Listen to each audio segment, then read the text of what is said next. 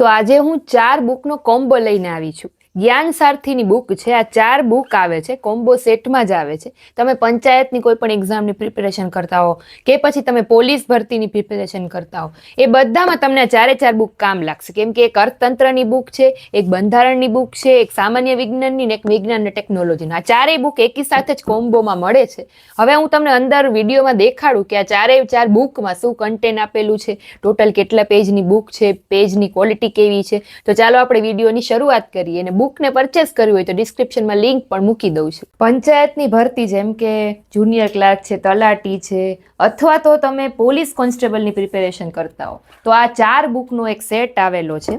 જો 4 બુકો તમને દેખાડી દઉં, જે તમારી પરીક્ષાના સિલેબસ મુજબ જ છે. જેમ કે એક ઇકોનોમિક્સની બુક છે, અર્થતંત્રની છે, ત્યાર પછી એક વિજ્ઞાન સારથી કરીને બુક છે, એક બંધારણ પથદર્શક કરીને બુક છે, અને એક વિજ્ઞાન ને ટેકનોલોજી. આ 4 બુક છે તમને પંચાયતની ભરતીમાં કે પછી કેન્દ્ર સરકારની કોઈ ભરતીમાં, પોલીસ કોન્સ્ટેબલની ભરતીમાં આ 4 સબ્જેક્ટ છે આવે જ છે. એટલે તમને એમાં કામ આવશે. અને સાથે જ કોમ્બો જ આખો મળે છે સેટ, બરાબર. તો અને અત્યારે ઓફર પણ ચાલી રહી છે. હું તમને પહેલા આખો બુકનો રિવ્યૂ દેખાડી દઉં, 4 બુક દેખાડી દઉં. પરચેસ કરવા માટે લિંક પણ મૂકી દઉં છું ડિસ્ક્રિપ્શનમાં, અને કોન્ટેક્ટ નંબર પણ મૂકું છું. ત્યાંથી તમે આખો કોમ્બો પરચેસ પણ કરી શકશો. સૌથી પહેલા આપણે ઇકોનોમિક્સ જોઈએ. જો ભારતીય અર્થતંત્ર અદ્યતન આવૃત્તિ 2025ની, જે તમને પોલીસ કોન્સ્ટેબલ અથવા તો સીસી ગ્રુપ બીની કોઈ મેઇન્સની પ્રિપેરેશન કરતું હોય તો એના માટે પણ આ બુક કામની છે. અગાઉની પરીક્ષાના પૂછાયેલા પ્રશ્નો મળી જશે. જીસીઆરટી એનસીઆરટીના સંદર્ભથી બનાવેલું પુસ્તક છે. અભ્યાસ હેતુ 700થી પણ વધુ એમસીક્યુ પ્રશ્નો આપેલા છે. ચાર્ટ અને આકૃતિ દ્વારા સરળ અને વર્ણનાત્મક સમજૂતી આપતું પુસ્તક છે. છેલ્લા 6 મહિનાથી વધુનું અર્થશાસ્ત્રલક્ષી જેટલું પણ કરંટ અફેર છે એની બુકલેટ આમાં અંદર સાથે આ રહેજો ફ્રી આપવામાં આવેલી છે, બરાબર. હવે બુકને ઓપન કરશે સૌથી પહેલા, એટલે અહીંયા તમને ઇન્ડેક્સ દેખાડશે કે કયા કયા ચેપ્ટર આપેલા છે. પછી અહીંયા આ પણ ઇન્ડેક્સ છે કે ચેપ્ટરની અંદર કયા ટોપિક છે. પછી સ્વતંત્રતા પૂર્વે અને પછીનું ભારતીય અર્થતંત્ર પહેલું ચેપ્ટર છે કે સ્વતંત્રતા પહેલા અર્થતંત્ર કેવું હતું, એના પછી અર્થતંત્ર કેવું હતું છે, સ્વરૂપ કેવું હતું અર્થતંત્રનું. પછી યોજનાઓ કઈ કઈ હતી, ભારતમાં સ્વતંત્રતાના સમયે આર્થિક આયોજનના વિચારકો. જો ફોટા પણ આપેલા છે, જેમ કે કોંગ્રેસ યોજના છે, બોમ્બે યોજના છે, ગાંધીવાદી યોજના છે, દરેક વિશે સમજૂતી આપેલી છે. ટેબલ આપેલા છે અમુકમાં. જો પંચવર્ષીય યોજનાનું આયોજન, પંચવર્ષીય યોજના વિશે છે. પેજ ક્વોલિટી પણ સારી છે. પછી આર્થિક સુધારાઓ, નાણાંનો વિકાસ બીજું ચેપ્ટર છે. તો એ નાણાંનો વિનિમય દર પ્રણાલી, પ્રાચીન સમયના સિક્કાઓ કેવા હતા, બેંકનું નાણું અને એના પ્રકારો વિશેની માહિતી, જેમાં ડેબિટ કાર્ડ આવી જાય, ઓવરડ્રાફ્ટ આવી જાય, ડિમાન્ડ ડ્રાફ્ટ આવી જાય, આરટીજીએસ, એ બધા વિશેની માહિતી આપેલી છે. સિક્કા બનાવવાની ફેક્ટરીઓ, નાણાંની તરલતાનો પ્રાથમિક સિદ્ધાંત. પછી નાણાં બજાર, જેમાં ભારતમાં નાણાકીય નીતિ આવી જશે, બેંક રેટ આવી જાય, સીઆરઆર આવી જાય, ભારતમાં બેન્કિંગ ઇતિહાસ અને એની પ્રણાલી, આરબીઆઈ ની ગવર્નરની યાદી આખી આપેલી છે. જો કે કયા સમયમાં આરબીઆઈ ના ગવર્નર કોણ હતા એનું આખું એક ટેબલ આપેલું છે. એસબીઆઈ, વિકાસ બેંકો, સીડબી બેંક, એનએચબી બેંક, મુદ્રા બેંક. પછી વીમા ક્ષેત્ર આપેલું છે. મૂડી બજારનું ચેપ્ટર છે, બજારના પ્રકાર, મૂડી બજારો વિશે. પછી આ બુકલેટ મેં તમને કીધું એમ છેલ્લા 6 મહિનાથી વધુના અર્થશાસ્ત્રલક્ષી કરંટ અફેરની બુકલેટ છે. જુલાઈ 2024નું અર્થતંત્રનું જેટલું પણ કરંટ અફેર હોય એ આપેલું છે. ઓગસ્ટ 2024નું 6 મહિનાનું, સપ્ટેમ્બર 2024નું છે. નાની એવી બુકલેટ આપેલી છે. પછી બજેટ વિશેનું ચેપ્ટર છે. જાહેર ખર્ચ, જાહેર દેવું, નાણાં પંચ, જેમ કે 15મું નાણાં પંચ છે. ભારતીય કર પદ્ધતિ છે. જીએસટી પરિષદ છે, જીએસટી વિશેનું ટોપિક છે. ખેતી, એમાં મુખ્ય પાકો કયા કયા છે, સિંચાઈ પદ્ધતિઓ કઈ કઈ છે.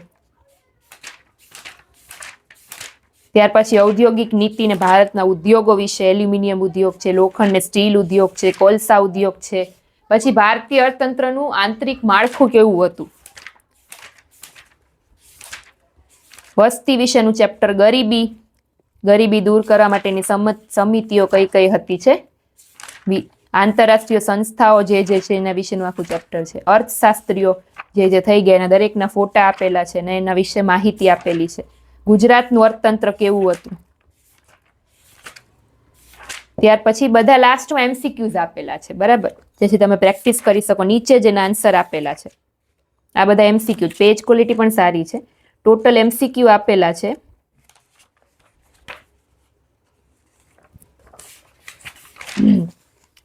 613 અને પછી PYQs અલગથી આપેલા છે, એ આપેલા છે ટોટલ 290. ટોટલ બુક છે 260 પેજની. આ ફર્સ્ટ બુક છે કોમ્બો વાળી, બરાબર. હવે બીજી એમાં બુક આવે છે, એ છે વિજ્ઞાન સારથી. એ પણ તમે પોલીસ ભરતી બોર્ડ અથવા તો પંચાયતની પ્રિપેરેશન માટે તમારા બુક કામ આવે, જેમાં વિજ્ઞાન અને ટેકનોલોજી રોજબરોજના જીવનમાં જે ચેપ્ટરો છે, દરેક ચેપ્ટર આટલા ચેપ્ટરો ટૂંકમાં એમાં આપેલા છે. ઓલ્ડ GCRT ને ન્યૂ NCRT માંથી લીધેલા પોઈન્ટ માહિતીનો સમાવેશ કરવામાં આવેલો છે, અને એ પણ અદ્યતન આવૃત્તિ 2025ની છે. ઇન્ડેક્સ છે પેલા, પછી અહીંયાથી શરૂ થશે ખાદ્ય સામગ્રીના પ્રાપ્તિ સ્થાન, આહારના ઘટકો, પાક ઉત્પાદન અને વ્યવસ્થાપન વિશેનું ચેપ્ટર. જો જરૂર પડે ત્યાં ચાર્ટ આપેલા છે, ટેબલો આપેલા છે. પાક ઉત્પાદન ને વ્યવસ્થાપન દરેક જગ્યાએ ફોટા આપેલા છે, જો એટલે તમને ખ્યાલ આવે. આ સામાન્ય વિજ્ઞાનના ચેપ્ટરો છે. સજીવોના વિવિધ અંગો જેમ કે પાચન તંત્ર, તો એનો ફોટો આપેલો જેના વિશે સમજૂતી છે. કંકાલ તંત્ર વિશે, શ્વસન તંત્ર વિશે, પછી મનુષ્યનું રુધિરાભિસરણ, ગ્રંથિ તંત્ર, આપણી આસપાસ થતા ફેરફારો, ભૌતિક અને રાસાયણિક ફેરફાર કોને કહેવાય, કાર્ય અને ઉર્જા, કુદરતી ને કૃત્રિમ રેસા, કાપડ ને પ્લાસ્ટિક વિશેનું ચેપ્ટર. જો દરેક કુદરતી રેસાના પ્રકાર છે, એના ફોટા પણ આપેલા છે. ત્યાર પછી એસિડ બેઝ ને ક્ષારનું ચેપ્ટર, ચુંબકનું ચેપ્ટર.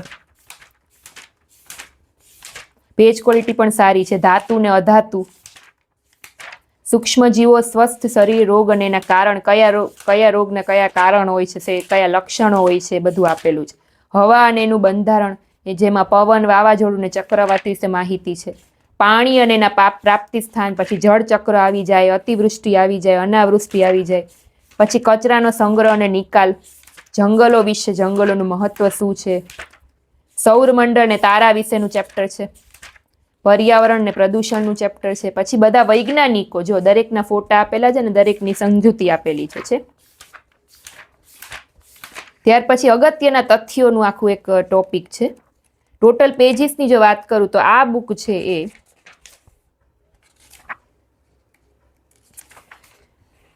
230 પેજની આ બીજી બુક છે, વિજ્ઞાનની ટોપિકની બુક છે. ત્યાર પછી ત્રીજી બુક છે વિજ્ઞાન ને ટેકનોલોજી, એ પણ અદ્યતન આવૃત્તિ છે. એમાં શું તો કે એમાં તમને દેખાડું કે એમાં કયા ચેપ્ટર છે. એમાં સૌથી પહેલા વિજ્ઞાન અને ટેકનોલોજીનો પરિચય, કે પ્રાચીન ભારતનો વિજ્ઞાન ક્ષેત્ર શું વારસો હતો. ઇન્ફોર્મેશન ટેકનોલોજી એટલે કે ICT, ઇન્ફોર્મેશન અને કોમ્યુનિકેશન ટેકનોલોજી. ત્યાર પછી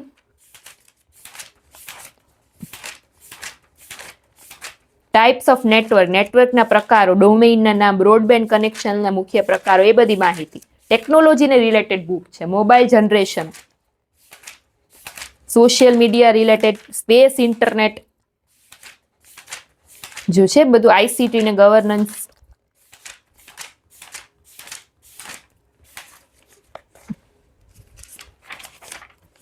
આ કોમ્બોને પરચેસ કરવા માટે હું લિંક મૂકી દઉં છું ડિસ્ક્રિપ્શનમાં.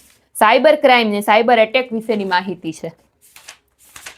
પછી ભારતમાં વિજ્ઞાન અને ટેકનોલોજીનું માળખું કેવું છે એના વિશેની માહિતી. સંસ્થાઓ કઈ કઈ છે. ગુજરાતમાં શિક્ષણથી વિજ્ઞાન અને ટેકનોલોજી, તો ગુજરાતમાં કઈ રીતે વિજ્ઞાન ટેકનોલોજીમાં પ્રગતિ આવી એના વિશેની માહિતી છે. પરમાણુ ઉર્જા કાર્યક્રમ, ભારતમાં પરમાણુ પરીક્ષણ, જો અવકાશની વિવિધ કક્ષાઓના મુખ્ય પ્રકારો છે એના ટેબલ આપેલા છે. ભારતીય પ્રક્ષેપણ ટેકનોલોજી ફોટો આપેલો છે. સ્પેસ વિશેનું ટૂંકમાં ચંદ્રયાન વિશેની માહિતી છે. DRDO ની મુખ્ય ભૂમિકા શું છે, DRDO વિશેની માહિતી છે.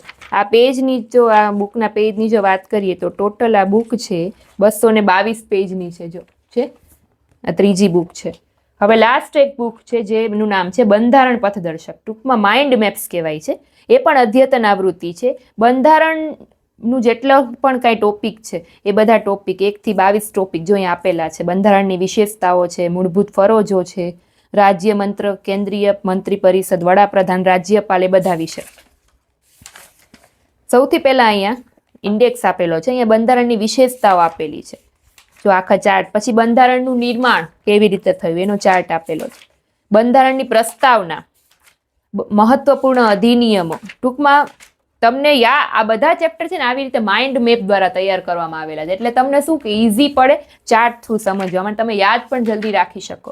મૂળભૂત અધિકારો જો છે આ બધા આવી રીતે તૈયાર કરેલા છે.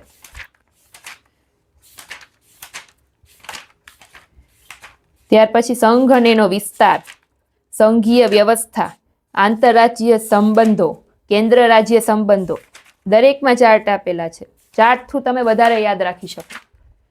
રાજ્ય વિધાનસભા, પેજ ક્વોલિટી પણ સારી છે. સંસદીય વ્યવસ્થા, રાષ્ટ્રપતિ વિશેનું, જેમ કે સંઘની કારોબારી, રાષ્ટ્રપતિની ચૂંટણી, બરાબર, દરેક વિશેની માહિતી છે.